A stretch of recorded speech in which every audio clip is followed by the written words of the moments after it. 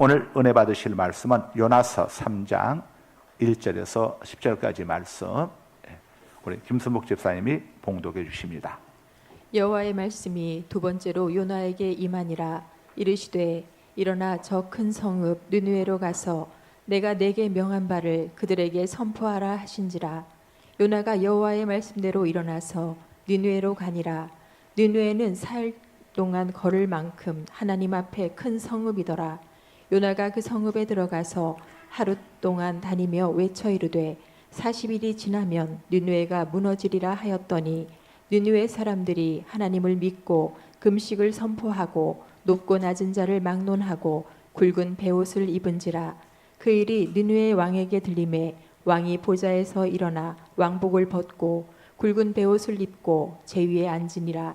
왕과 그의 대신들이 조서를 내려 느느웨에 선포하여 이르되 사람이나 짐승이나 소떼나 양떼나 아무것도 입에 대지 말지니 곧 먹지도 말 것이요 물도 마시지 말 것이며 사람이든지 짐승이든지 다 굵은 베옷을 입을 것이요 힘써 하나님께 부르짖을 것이며 각기 악한 길과 손으로 행한 강포에서 떠날 것이라.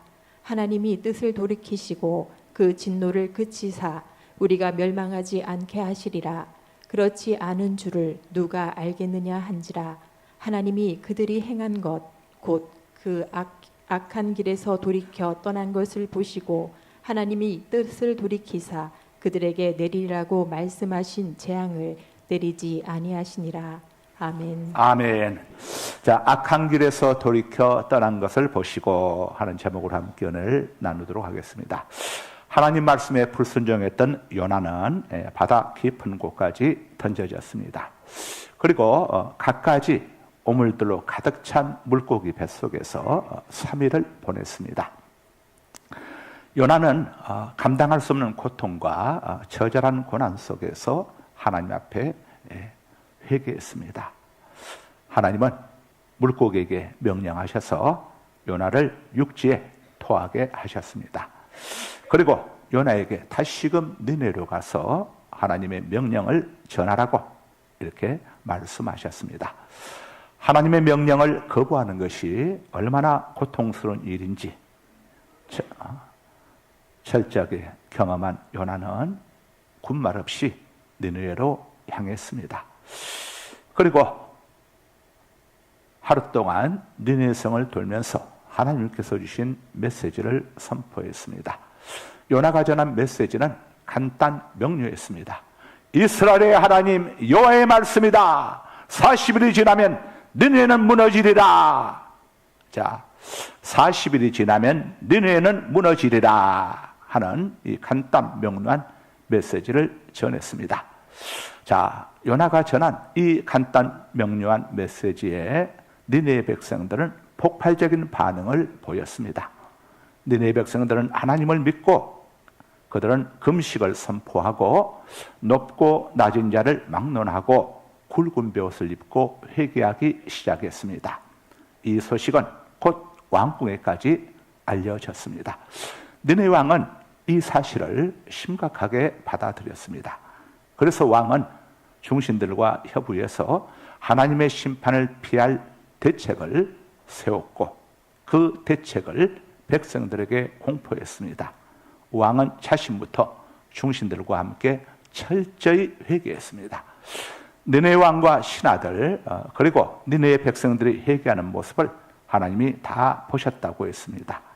하나님은 느느웨 성에 왕과 신하들 백성들의 진실한 회개의 모습, 진정성 있는 회개의 모습을 보시고 당신의 뜻을 돌이키셨습니다.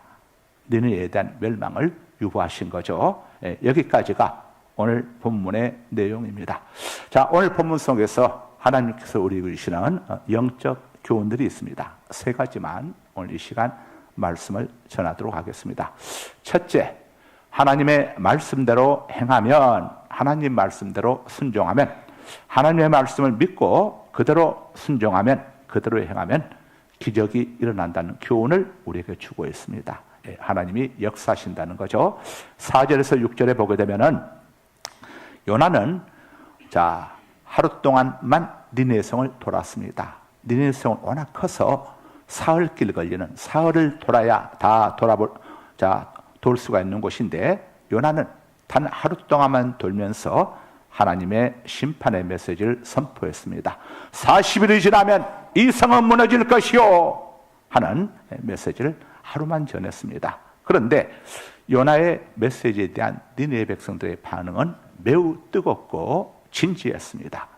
그들은 요나의 메시지를 팩트, 사실 그대로 받아들였고 곧바로 금식에 들어갔습니다. 물은 마시고 음식들을 먹지 않는 걸 금식이라고 하고 물까지 마시지 않는 걸 단식이라고 하는데 백성들은 금식을 선포했습니다. 또 쥐고아를 막론하고 굵은 베옷을 입었습니다. 금식하면서 굵은 베옷을 입었다는 것은 하나님께 대한 철저한 회개를 의미합니다. 본래 베옷은 슬픈 일, 부모님 상을 당했다든가 이런 슬픈 일, 애통한 일, 비통한 일을 당했을 때에 입는 옷이 굵은 베옷입니다. 그러니까 그들은 비통해하고 애통하면서 어쩌다 우리가 이 지경까지 이르게 되었는가? 오죽했으면 이스라엘의 하나님 여호와께서 우리 니느웨 성을 멸망시키겠다고 한단 말인가? 어쩌다 여기까지 오게 되었는가? 그들은 애통해하고 비통해하면서 굵은 베옷을 입었습니다. 하나님께 대한 철저한 회개를 의미하는 거죠. 또 니느웨 백성들은 요나의 메시지가 그대로 이루어질 줄 믿었습니다. 요나는 자신이 전하는 메시지를 듣고 니느웨 백성들이 이렇게 뜨겁고 진지하게 반응할 줄은 꿈에도 몰랐을 겁니다. 그래서 요나가 하나님의 명령을 거부하고 다시 스페인으로 도망치려고 했던 것이죠. 그런데 요나가 막상 하나님 말씀에 순종해서 경고의 메시지를 선포하자 결과는 이렇게 놀라웠습니다. 항상 우리는 하나님 말씀의 능력을 우리가 무겁게 받아들이지 않죠. 하나님 말씀의 능력을 가볍게 여깁니다. 그래서 하나님 말씀 앞에 순종하는 데 대해서 굉장히 유보적이고 또 선택적이 되는 것이죠. 그러나 하나님의 모든 말씀을 우리가 진지하게 믿고 하나님 말씀 앞에 순종하게 될 때에 지금도 하나님의 역사는 동일하게 나타난다는 사실 꼭 여러분들 믿으시기를 바랍니다. 하나님 말씀에 온전히 순종하면 반드시 역사가 일어납니다. 하나님이 일하시죠. 기적이 일어나게 됩니다. 열왕기하 5장에 보면은 나병 환자 나하만이 나병 치료차 엘리사 선지자를 찾아왔습니다. 그때 엘리사 선지자가 처방전을 보냈는데 처방전의 내용인즉 요단강에 가서 7번 몸을 씻으라는 것이었습니다. 아람 나라, 오늘날의 중국 같은 대국의 군대 장관인 나만이 기대했던 처방전은 아니었습니다. 나만은 엘리사 선지자가 자기를 앞에 나와서 자기 머리에 손을 얹고 여호와 이름을 부르면서 치유기도를 해주면 낫게 될 걸로 기대했는데 이 엘리사가 자기 종 게하시를 통해서 보낸 처방전은 요단강에 가서 몸을 7번 씻으시오. 그러면 어린아이 살처럼 깨끗하게 될 것이오 라고 하는 정말 기가 막힌 회개한 처방전이었습니다.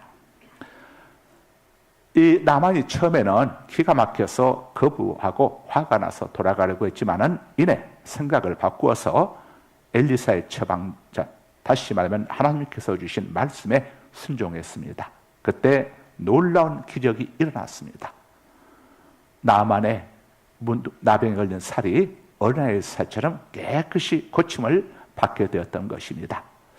하나님 말씀은 이렇게 능력이 있습니다. 그래서 하나님 말씀에 우리가 진정성 있게 순종할 때에 하나님의 역사가 지금도 동일하게 여러분 가정과 직장, 삶의 현장, 사업장에서 경험할 수 있다는 사실 꼭 잊지 마시기 바랍니다. 니느웨 백성들이 굵은 베옷을 입고 하나님 앞에 회개 기도를 드린다는 보고가 니느웨 왕에게 급보로 전해졌습니다. 일반적으로 이런 경우라면 왕이 어떤 반응을 보이는 게 상식적이겠습니까? 아니 어떤 놈이 유언비를 퍼뜨려서 사회 혼란을 조성하는가? 그놈을 당장 잡아들여 문초하라 하는 초상 같은 어명이 내려져야 합니다. 요나는 곧 관리들에게 붙잡혀가지고 감옥 속에 들어가서 아마 고문을 받던가 고통을 당해야겠죠. 그런데 니느웨 왕이 보인 반응은 전혀 상식 밖이었습니다. 니느웨 왕은 요나의 경고를 자기 백성들처럼 그대로 받아들였습니다. 팩트로 받아들인 겁니다. 반드시 일어날 걸로 믿은 겁니다. 그래서 왕은 신하들과 함께 중신들을 모아가지고 비상대책 회의를 가졌습니다. 요나는 이 니느웨성 서쪽에는 작은 나라입니다. 거기에서 온 한 이름 없는 한 선지자의 선포를 듣고 당시 대국이었던 이 아수르 니느웨 왕이 이렇게 반응했다고 하는 것은 정말 기적이 아닐 수가 없는 것입니다. 잠언 21장 1절에 보게 되면 왕의 마음이 여호와의 손에 있으며 보의 물과 같아서 저수지의 물과 같아서 여호와께서 왕의 마음을 임으로 마음대로 좌지우지하시는도다 라고 잠언 21장 1절에 말씀을 하고 있는데, 이 니느웨 왕의 마음 또한 하나님께서 컨트롤하셨다는 것을 우리가 생각해 볼 수 있습니다. 이 놀라운 모든 일들, 이 기적 같은 일들은 요나가 하나님 명령대로 메시지를 전했기 때문에 일어난 기적입니다. 요나가 하나님 말씀 앞에 순종했을 때에 이런 놀라운 일들이 일어나게 되었습니다. 하나님의 말씀 속에는 하나님의 약속이 숨어 있다는 것을 우리가 알아야 합니다. 하나님께서 주신 말씀대로 순종하면 그 다음을 하나님이 책임져 주시겠다고 하는 하나님의 약속이 담겨 있는 겁니다. 우리 하나님은 어제나 오늘이나 영원토록 동일하십니다. 히브리서 13장 8절입니다. 예수 그리스도는 어제나 오늘이나 영원토록 동일하시니라. 하나님은 어제나 오늘이나 영원토록 동일하시니라. 여러분, 하나님 말씀을 진정성 있게 받아들이고 믿음으로 여러분들이 순종하시면, 행하시면 성령 하나님이 여러분을 위해서 일하신다는 사실 꼭 기억하시길 바랍니다. 다음으로 오늘 본문이 주는 두 번째 교훈입니다. 7절이죠. 하나님의 재앙을 피하는 최선책은 철저한 회개뿐이라는 교훈입니다. 니느웨 왕은 먼저 자신들이 하나님의 심판을 받을 만한 죄를 범했음을 솔직하게 인정했습니다. 그리고 하나님의 예정된 심판을 피할 길은 오직 진솔하고 철저한 회개뿐임을 믿었습니다. 왕은 자신부터 진정성 있는 회개를 하나님께 보여드리고자 했습니다. 그래서 왕복을 벗고 굵은 벼옷을 입었습니다. 이것은 극한 슬픔을 상징하는 것이라고 했죠. 하나님 앞에서 하나님, 제가 죄인입니다. 왕으로서 제가 백성들을 잘못하였습니다. 제가 죄인입니다. 하나님, 저를 용서하여 주시고 이 백성을 용서하여 주옵소서라고 하는 참의 신앙 고백이 굵은 벼 속에 담겨 있는 것이죠. 또 죄에 앉았습니다. 다 타버린 죄에 앉았다고. 죄에 앉았다고 하는 것은 하나님 앞에 정말 모든 것을 다 내려놓고 모든 것을 다 태워버리고 모든 것을 다 내려놓고 철저하게 굴복하겠다고 하는 왕의 겸손한 신앙을 보여주는, 믿음을 보여주는 것이죠. 니느웨 왕은 자신만 회개한 게 아닙니다. 모든 백성들, 심지어 소나 양과 같은 짐승들에게까지 벼옷을 입히고 단식하게 했습니다. 백성들은 금식했지만 왕이 내린 칙령 속에는 금식이 아니라 단식으로 바뀌었습니다. 단식은 물까지 마시지 않는 겁니다. 이것은 니느웨 왕과 또 이 중신들의 회개가 얼마나 실질적이고 진정성 있는 회개였는지를 잘 보여주고 있습니다. 흉내만 내는 회개가 아니라 정말 왕과 신하와 백성이 혼연일체가 돼가지고 하나님 앞에 회개한 것이죠. 여러분, 가정 안에 문제가 있을 때에 한 사람만 하나님 앞에 기도하는 것보다 온 가족이 함께 하나가 되어가지고 이런 자세를 가지고 정말 금식하면서 한 마음이 돼가지고 함께 기도하는 게 얼마나 중요한가 하는 것을 우리에게 알려주고 있습니다. 혹시 여러분들 가정에 문제가 있거나 여러분들 어떤 삶 속에 또 자녀들 진로, 취업, 직장, 사업장 문제가 있으신 분들은 여러분, 니느웨 왕이 보여줬던 것처럼 이렇게 온 가족이 정말 하나가 되어서 먼저 하나님 앞에 잘못된 것을 솔직하게 인정하고 겸손한 마음으로 하나님 앞에 여러분 정말 하루 금식을 하면서라도 한번 하나님 앞에 기도해 보시기 바랍니다. 그냥 흉내만 하는 기도가 아니라 정말 진정성 있는 기도를 하나님 앞에 드릴 수 있기 바랍니다. 여러분이 반드시 하나님의 살아계신 놀라운 일들을 경험할 수 있게 될 것입니다. 자, 니느웨 왕이 앞장서고 모든 신하와 백성들 그리고 짐승들에 이르기까지 한 마음 한 몸이 되어 보여준 철저한 회개의 모습은 하나님을 감동시키는 철저한 회개가 어떤 것인지를 우리에게 성경이 잘 보여주고 있습니다. 또한 니느웨 왕은 백성들에게 어떻게 회개해야 할 것인지 회개의 방법까지 구체적으로 그들에게 가르쳐 주었습니다. 왕이 가르쳐준 회개의 방법은 크게 4가지죠. 오늘 본문에 나와 있습니다. 첫째는 먹지도 말고 마시지도 말라고 했습니다. 이건 고통을 상징하는 겁니다. 완전한 단식이죠. 둘째는 굵은 벼옷을 입으라고 그랬습니다. 슬픔과 애통을 상징하는 겁니다. 셋째는 하나님께 간절히 부르짖으라고 했습니다. 하나님의 자비를 호소하라는 것이죠. 넷째는 각기 악한 길에서 떠나라고 했습니다. 진정한 회개를 상징하는 겁니다. 행동이 뒷받침되는 것, 행함이 뒷받침되는 게 이게 회개가 되는 것이죠. 자, 왕이 하나님을 전혀 알지 못하는 이방 나라의 왕이 이런 회개의 방법을 백성들에게 선포했다고 하는 것은 굉장히 의미 있는 일입니다. 하나님께서 이 왕의 마음을 만져주셨구나. 그리고 진정한 회개가 무엇인지 이 니느웨 왕을 통해서 우리에게도 알려주고 있는 것이죠. 정말 하나님 앞에 철저한 회개는 이렇게 먹지도 아니하고 마시지도 아니하면서 하나님 앞에 자복하는 것이고, 정말 애통해하고 슬퍼하면서 하나님 앞에 자복하는 것이고, 또 하나님 앞에 간절히 부르짖는 것.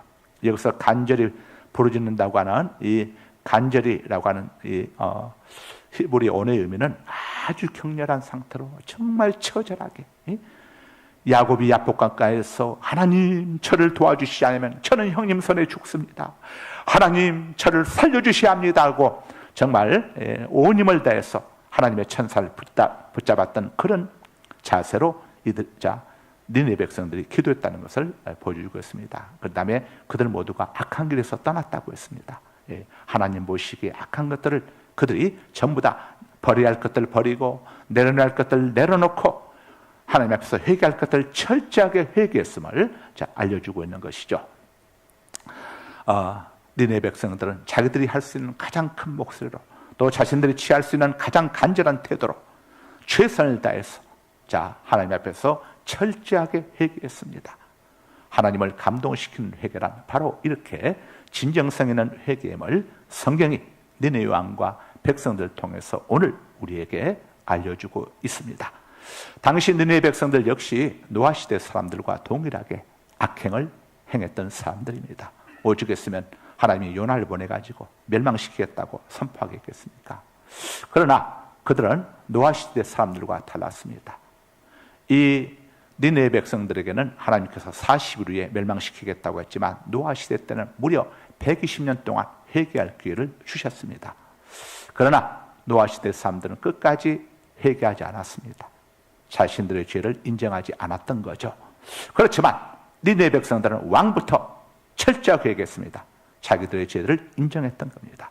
우리는 먼저 우리 자신의 중심을 살펴봐야 합니다. 하나님 앞에서 정말 우리가 죄가 없는지 아닌지, 우리가 하나님 앞에 정말 떳떳한지 우리 자신을 돌아보고 우리에게 걸리는 것들이 있다면 이렇게 먼저 인정하는 것으로부터, 회개는 인정해야 합니다. 인정하고 자복하고, 그리고 나를 죄짓게 하는 것들로부터 떠나야 하는 것이죠. 단절해야 하는 것이죠. 끊어야 하는 것이죠. 다음으로 오늘 본문이 주는 마지막 교훈입니다. 9절입니다.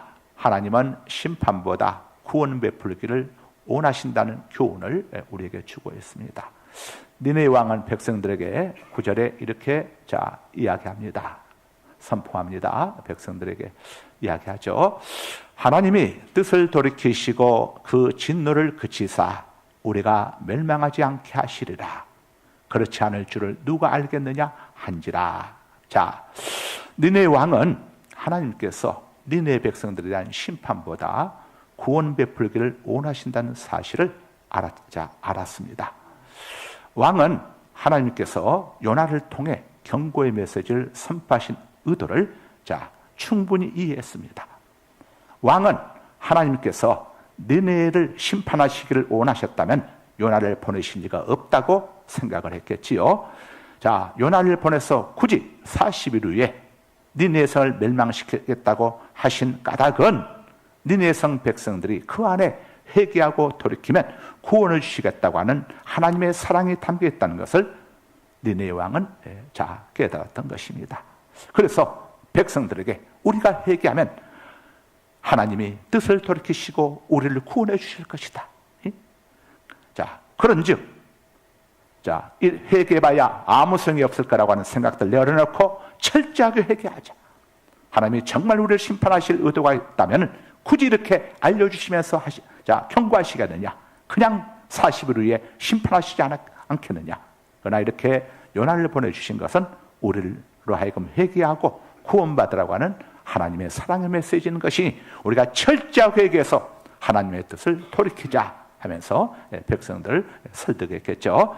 여기서 우리는 하나님은 심판보다 구원을, 징벌보다 자비를 원하시는 은혜로우시고 자비로우시며 인자와 긍휼이 풍성하신 하나님 되심을 엿볼 수 있습니다. 하나님께서 이 땅에 왜 예수님을 보내주셨습니까? 정말 이 땅을 심판하시고 원하신다면 예수님 안 보내주셨겠죠. 그런데 예수님을 보내주셨습니다.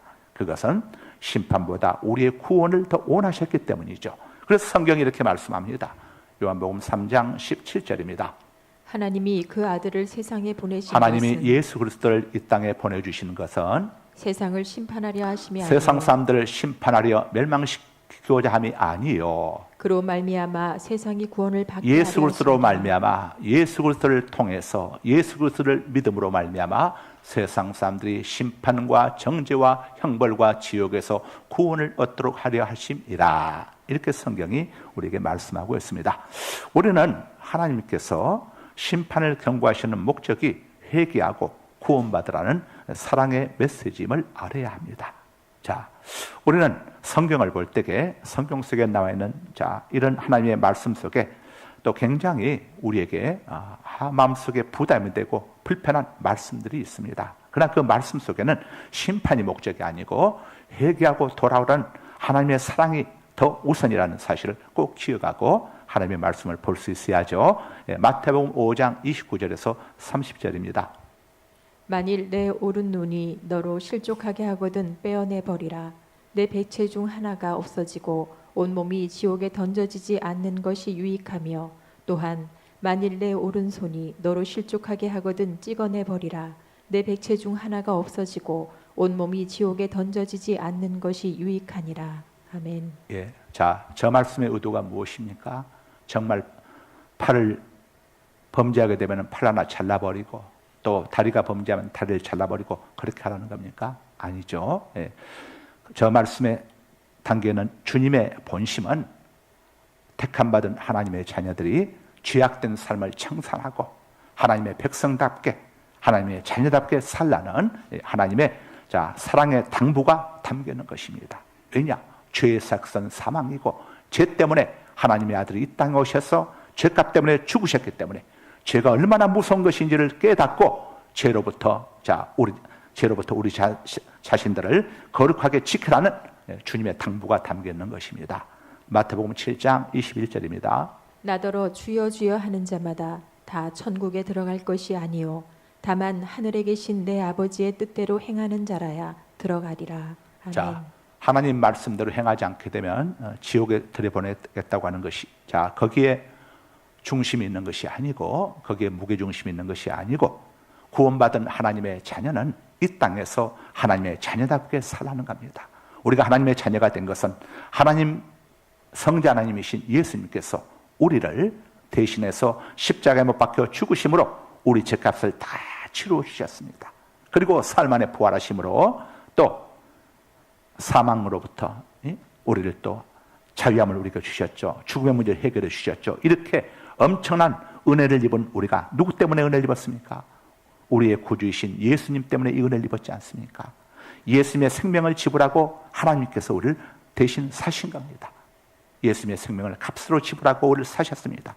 이렇게 소중한 존재인 우리가 이 땅에서 하나님을 영화롭게 하고 하나님을 기쁘시게 하는 하나님의 백성다운 하나님의 자녀다운 삶을 살라는데 무게중심이 있는 겁니다. 말씀대로 행하지 않는 자는 다 지옥불에 던져 넣으시겠다는 것이 아니라 주님의 의도는 심판이 아니라고 했습니다. 하나님의 자녀답게 이 땅에서 선한 삶을 살라는 하나님의 진 의도가 담겨 있다는 것을 기억하고 우리 성도들은 삶 속에서 하나님을 기쁘시게 하는 정말 선한 일을 열심히 하는 하나님의 친백성으로 살라 하시는 주님의 당부가 담겨 있는 겁니다. 디도서 2장 14절입니다. 그가 우리를 대신하여 자신을 주심은 예수님께서 우리의 죄값을 대신해서 자신의 생명을 내어주심은 모든 불법에서 우리를 속량하시고 모든 죄와 불법으로부터 우리를 해방시켜 주시고 우리를 깨끗하게 하사 우리를 거룩하게 하사 선한 일을 열심히 하는 자기 백성이 되게 하려 하시니 선한 일을 열심히 하는 선한 사배에 부유한 하나님의 백성, 하나님의 자녀가 되게 하려 하심이라. 우리는 하나님의 백성입니다. 하나님의 자녀입니다.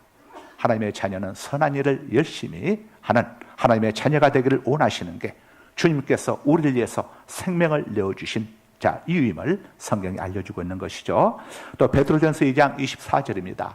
친히 나무에 달려 그 몸으로 우리 죄를 담당하셨으니 이는 우리로 죄에 대하여 죽고 의에 대하여 살게 하려 하심이라. 하나님께서 성자 하나님께서 친히 인간의 몸을 입고 이 땅에 오셔서 나무 십자가에 달려 그 거룩하신 몸, 그 죄 없으신 몸으로 우리 죄값을 다 갚아주셨습니다. 치루어 주셨습니다.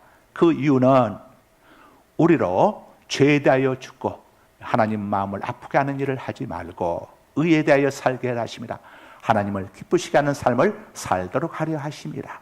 그가 채찍에 맞음으로 너희는 나음을 입었나니.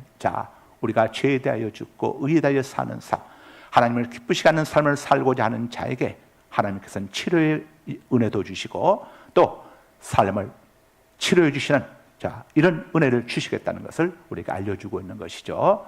그래서 우리가 해야 할 일은 뭡니까? 죄에 대하여 죽어야 합니다. 하나님 마음을 아프게 하는 일에 대해서 죽으라 이겁니다. 의에 대하여 살라는 것은 하나님을 기쁘시게 하는 삶을 살라 이겁니다. 우리가 하고자 하는 일 속에 내가 하고자 하는 것이 하나님을 기쁘시게 하는 삶인가? 하나님을 마음을 아프게 하는 삶인가? 여러분 부모님들이 자녀에게 그러죠. 너 엄마 마음을 좀 아프게 하지 말아라. 너 왜 그러냐? 왜 자꾸 엄마 마음 아프게 하는 일을 하려고 하니? 우리 지금도 마찬가지입니다. 여러분 성자 하나님이 인간의 몸을 입고 이 땅에 오셔서 당신의 생명을 우리 집값으로 주셨습니다. 그런데 이 엄청난 은혜를 입은 우리가 주님 마음을 아프게 하고 다시 십자가에 못 박는 일을 행해서야 되겠습니까? 그래서 주님께서는 우리들로 하여금 주님 마음을 기쁘시게 하는 일을 하는 삶을 살라고 이야기하고 계신 겁니다. 그 삶 속에 하나님의 은혜가 있고 하나님의 도우심이 있고 하나님의 함께하심이 있고 하나님의 역사가 있고 하나님의 치료가 있고 하나님의 회복이 있게 되는 것입니다. 본문 주신 세 가지 영적 교훈 세 가지. 첫째, 하나님 말씀대로 행하면 기적이 일어납니다. 둘째, 하나님 재앙을 피하는 최선책은 철저한 회개뿐입니다. 셋째, 하나님은 심판보다 구원 베풀기를 원하시는 분이십니다. 하나님을 바르게 알고 바르게 섬기는 우리 모두가 되십시다. 8월의 복음송 함께